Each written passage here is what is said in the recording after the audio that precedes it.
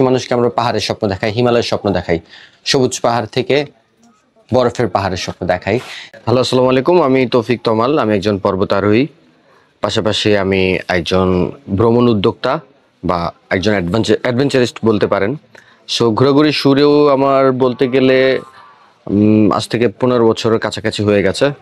So আর এতটা সময় পাহাড়ের সাথে সম্পৃক্ত আছি।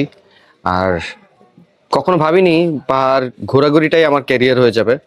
Previously I was to do jobs. I left 3 jobs just because of mountain, মানে পাহাড়ের প্রতি আমার আসক্তির কারণে। আর একজন পর্বতারোহী হিসেবে আমার স্বপ্ন পৃথিবীর 14টি 8000 মিটার ছুঁয়ে দেখা। সো যার লক্ষ্যে প্রথম 8000 মিটার ছুঁতে যাচ্ছি সেপ্টেম্বরে, পৃথিবীর 8ম সর্বোচ্চ পাহাড় মানাসলু। সো ইন শর্ট, আমার পুরো লাইফ বলতে গেলে পাহাড় কেন্দ্রিক, পাহাড়ি পেশা, পাহাড়ি নেশা।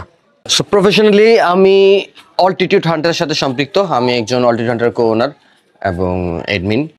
আমরা এজেন্সিটা করেছি প্রায় 10 বছর হয়ে গেছে, এবং আমরা নেপাল হিমালয়াজে বা কমার্শিয়াল ট্রেকিংয়ের ক্ষেত্রে আমাদেরকে পথিকৃৎ বলা যায়।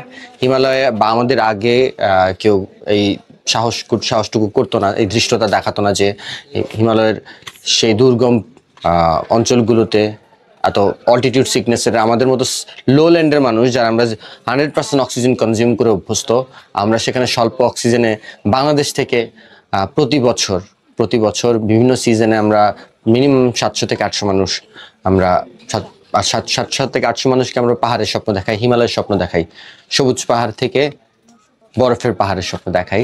So we are doing good. বলা যায় দক্ষিণ এশিয়ার মধ্যে আমরা ওয়ান অফ দ্য বেস্ট এজেন্সির মধ্যে একটা।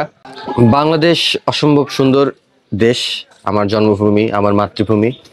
আমরা বদ্বীপ অঞ্চল হলেও যদিও আমাদের মোস্ট অফ দ্য ল্যান্ড, আমাদের সব মানে প্রায় পুরোটা ল্যান্ডই ফ্ল্যাট বলা যায়, নদীমাতৃক দেশ। মানে গাছের শাখা প্রশাখা, শিরা উপশিরার মতো যেভাবে ছড়িয়ে ছিটে বাংলাদেশের আনাচে কানাচে প্রান্তরে নদী ছড়িয়ে আছে, সেগুলো অসম্ভব সুন্দর।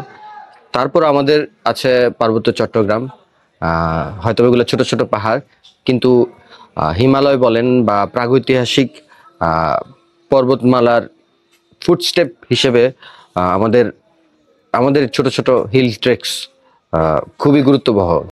আজকে হয়তো আপনারা দেখেছেন আমরা একটা ক্লাইম্বিং অ্যাক্টিভিটি করেছি। সো এই ক্লাইম্বিং অ্যাক্টিভিটিগুলো আগে ক্লাব কেন্দ্রিক সীমাবদ্ধ ছিল। সো যেমন হিমালয় ভ্রমণটা, হিমালয় অভিযানগুলো ক্লাব কেন্দ্রিক সীমাবদ্ধ ছিল। সো এই সীমাবদ্ধতা বা ট্যাবুটাকে আমরা ভেঙে এটাকে কমার্শিয়াল পর্যায়ে নিয়ে এসেছি যেন সহজলভ্য হয়। সো আজকের অ্যাক্টিভিটি ইট ওয়াজ সুপার অ্যাক্টিভিটি। আমরা অলমোস্ট এটা আমাদের 50-এর কাছাকাছি, 50তম বা 50-এর কাছাকাছিতম ইভেন্ট হবে। And we are doing it very spontaneously, এবং প্রায় আমরা প্রত্যেক উইকেই চেষ্টা করি ইদানিং, কারণ ক্লাইম্বিংয়ের মধ্যে মানুষের ঝোঁকটা তৈরি করা, সেই ঝোঁক থেকে হয়তো বা কখনো কখনো বেরিয়ে আসতে পারে আমার মতো ছোটোখাটো কোনো পর্বতারোহী। আজকে আমরা আমাদের অ্যাক্টিভিটি করেছি বাংলাদেশের অন্যতম বিখ্যাত ঝর্ণা, খোয়াছড়া ঝর্ণা। সো এই activity, climbing is a really safe activity if you maintain the rules. আর আপনারা যদি ডেডিকেটেডলি ক্লাইম্বিং নিয়ে পড়াশোনা করেন বা এক্সপার্ট অ্যাডভাইস নেন বা এক্সপার্টদের সান্নিধ্যে আসেন, ক্লাইম্বিং ইজ ফান, অত ডিফিকাল্ট কিছু না। খোয়াছড়া এক আতঙ্কের নাম। তো সচরাচর আমরা বিভিন্ন শিরোনাম দেখি বা বিভিন্ন দুর্ঘটনা দেখি, প্রত্যেক সপ্তাহে দেখি। তো আপনার একটা জিনিস চিন্তা করতে হবে, যখন খোয়াছড়া আবিষ্কৃত হয়, এক্সপ্লোরেশন প্রজেক্টগুলো আমাদের সিনিয়ররা বা আমরাও কিছু এক্সপ্লোরেশন প্রজেক্ট চালিয়েছি এই অঞ্চলটাতে। সো আমরাও বিভিন্ন ট্রেল এক্সপ্লোর করেছি। তো তখনকার সময়টা আর এখনকার সময়টার যদি আপনি ট্যুরিজম ইন্ডাস্ট্রি বা মানুষের স্বতঃস্ফূর্ততা, মানুষের মানে পাহাড় ভ্রমণ, ঝর্ণা দেখা, সে আগ্রহর সংখ্যা যদি বিবেচনা করেন, ইট উইল বি 100 থেকে 200 গুণ বেশি। সো যেই জায়গায় এত বেশি ইনভলভমেন্টস হয়, সো দুর্ঘটনা কিন্তু অনিবার্য।